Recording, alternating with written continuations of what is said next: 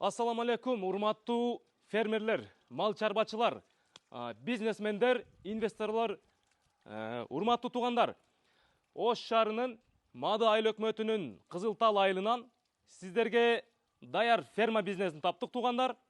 Бунун жеринин жалпы аянты 25 сотукту түзөт. Үстүндө даяр ушундай сарайлары бар, жана кошумча тегерегинде бардык курулуштар бар. Караңыздар, бир сыйра өзүңүздөр көз жүгүртүп коюңуздар. Бул жердин башында эле баасын айтып коеюн туугандар. $130 000 бир аз кеми бар, анан сүйлөшүү жолдору дагы каралат. Ал жагын эми өзүңүздөр ээси менен сүйлөшүп чечесиздер.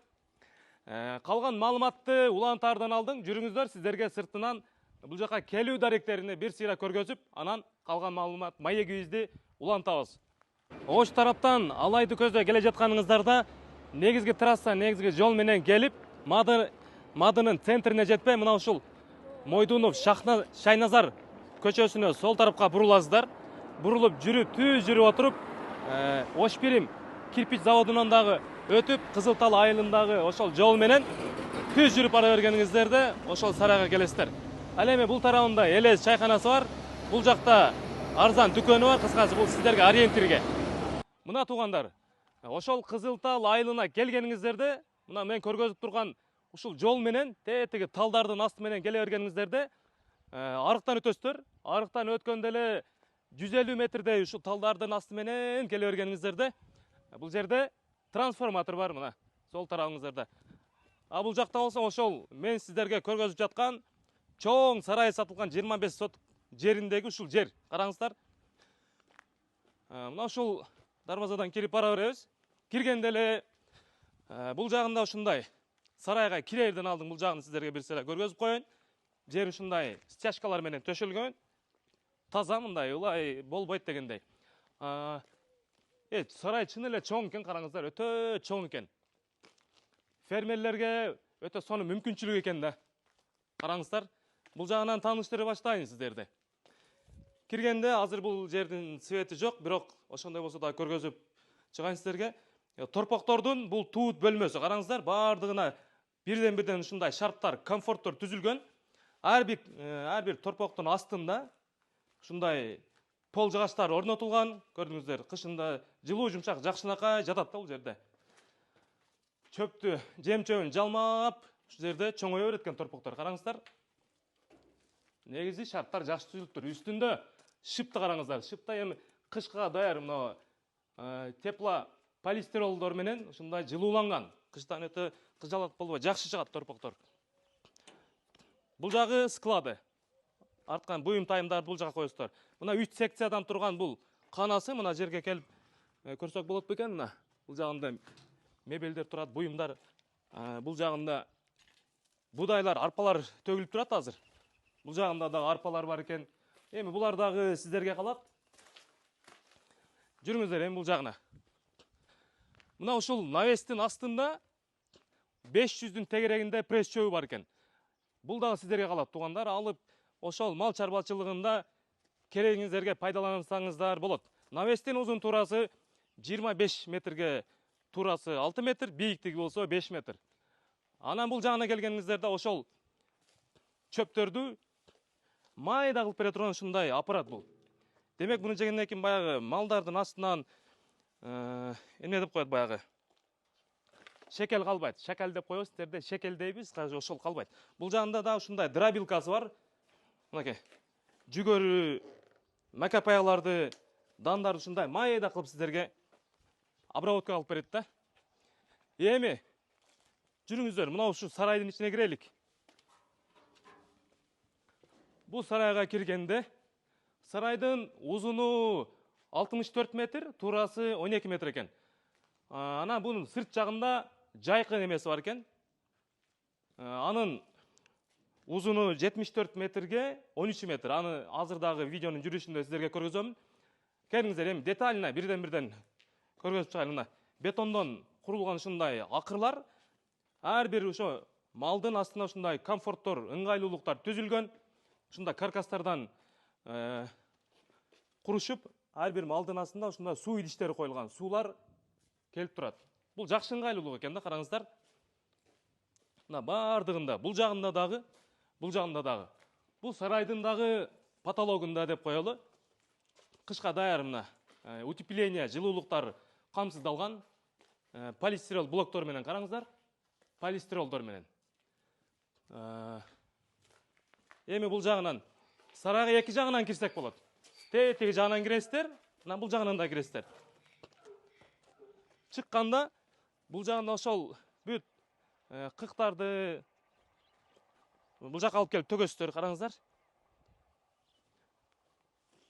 Бұл жағын өтөйлік. Бұл жайқы жағы туғандар.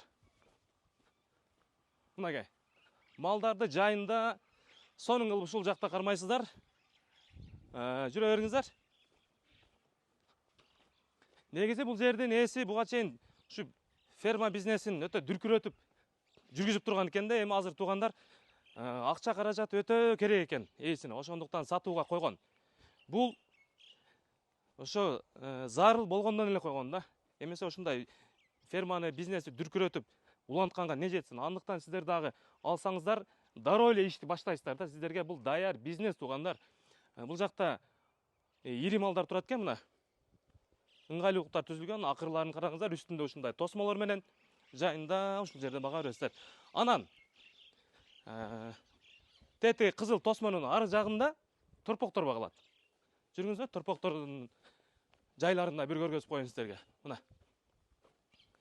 Өзүнчө ушул жакта багылат экен да торпоктор. Акырларын көрүңүздөр, чекелери ушундай тосулган. Анан бул жердин 25 сотуктун бул жактагы чек арасы тетиги дөңсөдөгү стойкаларды көрдүңүздөрбү? Ошол жерден кетет чек арасы. Бул жагы болсо ошо песка блоктор менен тосулган бийик тосмолор. Бул жагы болсо тетиги сарайдын бүткөн жери, аркасы менен граница кетет да туугандар. Эми азыр тетиги силосту дагы сиздерге көргөзөм. Кышкы тоюту силос, ошо жүгөрү макапая чөптөрдүн аралашмасы менен кышка даярдалган ошол силос бар, пресстелген. Үстүн жаап коюшуптур. Үстүнө кандай чыкса экен эми? Кана жүрүңүздөр. Мына силостун ордулары да ушундай бетон менен ушундай бекемделген, ичине пресс кылып силосторду жыйып коюшкан. Үстү азыр ушундай жабылуу турат туугандар. Бул да сиздерге жакшы мүмкүнчүлүк. Бул жагында дагы болгон силостор. Буну пайдаланып бүтүшүптүр. Эми бул жагы калганда үстү жабылуу ушундай бойдон турат. Кыскасын айтканда жер өтө сонун жерде жагашыптыр. Негизи бул тегеректеги жерлер негизи ошо ферма багытындагы иштерди жүргүзгөнгө жакшы жер экен. Буну айланасы да бүт ошондойлорду көзүбүз түштү туугандар. Эми баасын айттык сиздерге. $130,000. Бир аз кеми бар, эми сүйлөшүү жолдорундагы өзүңүздөр карап көрөсүздөр. Мага жакты туугандар.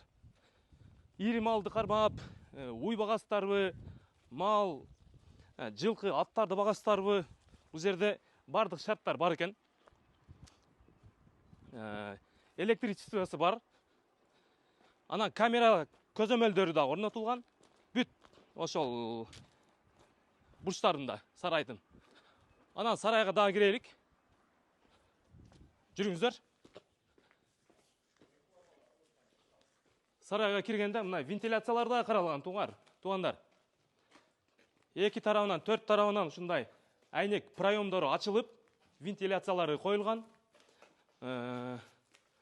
Ошо малдар ыңгайлуу болуп ушерде багыла берет экен.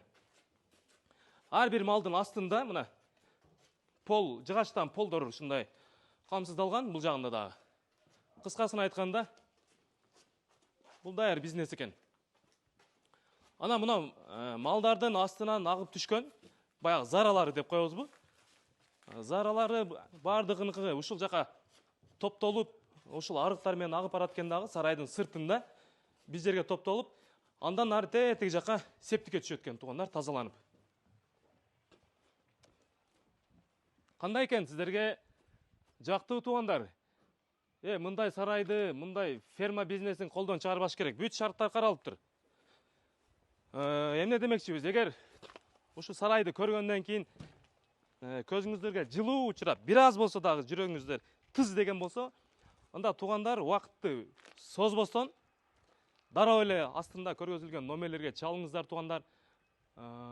Мен эми маалыматтарды колумдан келишинче бергенге аракет кылдым. Көрүңүздөр, ушундай айланасы ушундай экен. Андыктан алып фермерчиликти баштаңыздар туугандар. Анан номерлерди калтырдык сиздерге. Кенен чалып, анан башкаларга бөлүшүп дагы коюңуздар. Башкалардын көрүшүнө себепчи болуп. Саламатта болуңуздар.